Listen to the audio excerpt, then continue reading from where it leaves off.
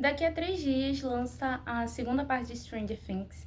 E a primeira trouxe uma discussão que eu achei muito interessante, mas que provavelmente só está acontecendo aqui dentro da minha cabeça. E hoje eu vou compartilhar ela com vocês.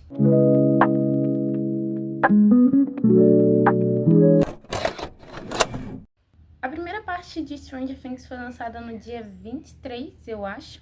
E ela trouxe uma trama muito divertida, como nas temporadas anteriores, menos a terceira, não gosto muito da terceira temporada, mas é um particular meu. E pela série trabalhar uma estética meio vintage, utilizar muitos elementos do passado e se passar no passado, eu acho que ela traz uma discussão que a gente tá tendo e teve um tempinho atrás mais forte, que é o amor pelo passado. Na verdade, é não só o amor, mas uma admiração, uma adoração pelo passado. Um ponto muito importante é que esse tempo que as pessoas atualmente adoram, muitas delas nem chegaram a vivê-lo. E isso, na minha cabeça, se dá por 2 motivos. Ou porque você é jovem demais para ter vivido naquele tempo, ou porque você viveu, porém não se lembra daquele tempo como ele realmente foi, e sim com saudosismo ou com influência da mídia. Para prosseguir com esse vídeo e ficar mais fácil de entender, gente, tem um bichão no meu sofá. Vocês não têm noção.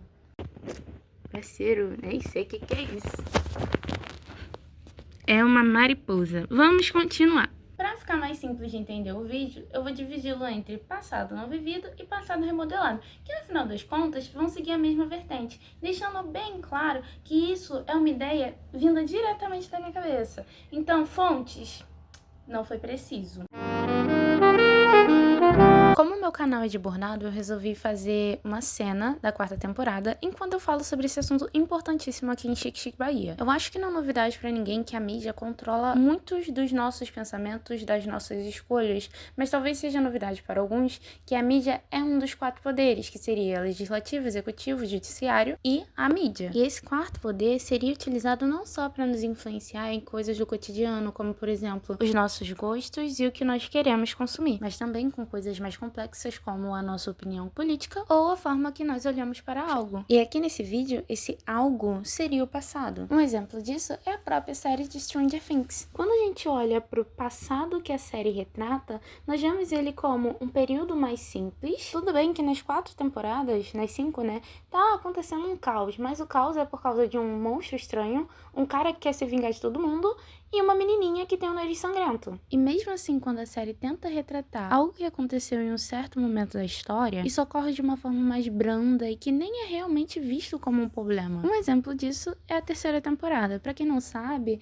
ela se passa no período da Guerra Fria. E aquela tensão horrorosa que com certeza tinha naquela época é resumida em russos com sistema de defesa péssimo e super feministas que batem apenas em homens, mulheres não. Além de ressaltar que os Estados Unidos é muito show.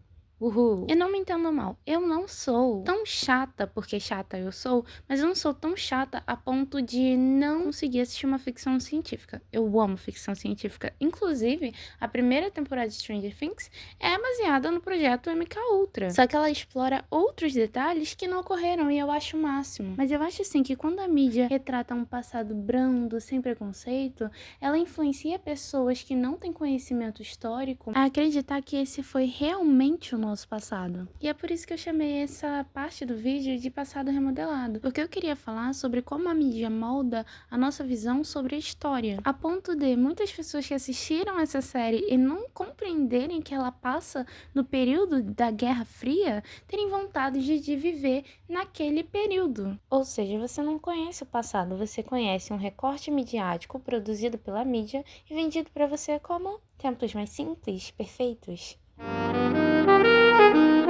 Antes de começar a falar sobre o passado em si, eu dividi 2 grupos de pessoas. As que não viveram certo período de tempo, porém elas têm essa vontade pelo que a mídia mostra, que se encaixa no passado remodelado. E as que viveram, porém vão se lembrar daquele tempo com mais saudade do que realidade. E é aqui, no passado não vivido, que nós vamos encaixar esse segundo grupo. Eu escolhi o nome passado não vivido não porque essas pessoas não vivenciaram aquele período de tempo. Sim, elas vivenciaram, porém elas se lembram dele de uma forma completamente diferente. E isso sim se dá pela mídia, mas também pelas lembranças, pela saudade, pela emoção. E eu resolvi falar sobre esses 2 grupos porque ambos assistem Stranger Things. De maneira diferente, sim, porém os dois com um carinho por algo que já passou e que provavelmente não ocorreu da forma que nós acreditamos.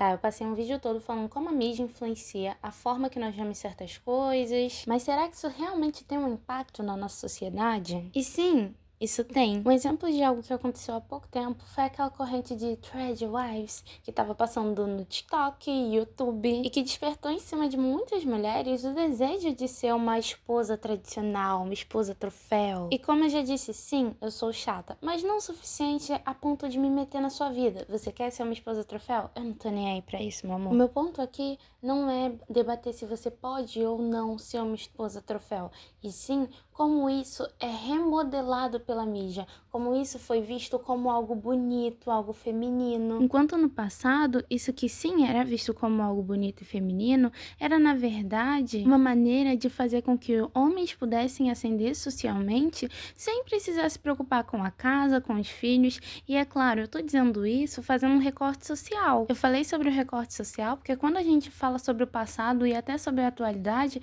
é importante a gente entender que não é toda a classe social que tem a oportunidade, entre muitas aspas, das mulheres serem essa esposa tradicional que vai ficar apenas dentro de casa. Classes sociais mais baixas, elas sempre tiveram mulheres que trabalhavam. Mas agora voltando para o assunto do vídeo, vocês entendem como esse discurso de um passado gostoso, de um passado simples e que não mostra o que realmente acontecia no mundo é algo fácil de ser vendido? Essa corrente de Thread Wives não dizia sobre a parte ruim de ficar em casa, não ter uma vida profissional estável, não ter independência financeira. Ela só falava da parte boa, que era a maternidade. E assim como a série Stranger Things, ela nos vende algo que tem seus lados positivos, claro, mas também seus lados negativos, como apenas algo maravilhoso de ser vivido. Antes de terminar o vídeo, eu quero falar sobre mais um exemplo de como a mídia influencia a forma que nós vemos o passado,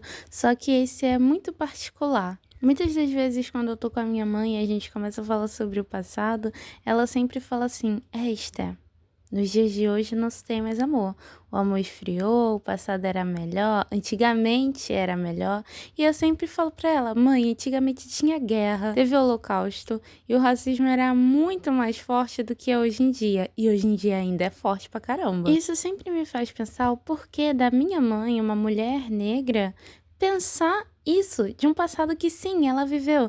E eu acho que é aí que se encaixa o passado não vivido. Eu sei que o argumento do o amor se esfriou é baseado na Bíblia e, sinceramente, eu acho que esse era o quarto poder utilizado pela igreja antigamente. Mas voltando para a atualidade, eu acho que séries como Stranger Things e outras que retratam o passado de uma forma distorcida podem influenciar também a maneira que as pessoas veem o preconceito atualmente. Sobre Stranger Things, eu falo isso utilizando o Lucas de base. A série retrata um menino vivendo em 1983 e que não sofre nenhum dos resquícios deixados pela lei de Jim Crow. Lei essa que foi desmantelada pelas leis de direitos civis apenas em 1964. E não me entenda mal, eu não quero que uma série fique passando um personagem negro sofrendo racismo o tempo todo, e eu não acho que personagens negros precisam estar sempre nesse lugar. Porém, de novo, eu acredito sim que isso influencia a forma como algumas pessoas que não têm conhecimento histórico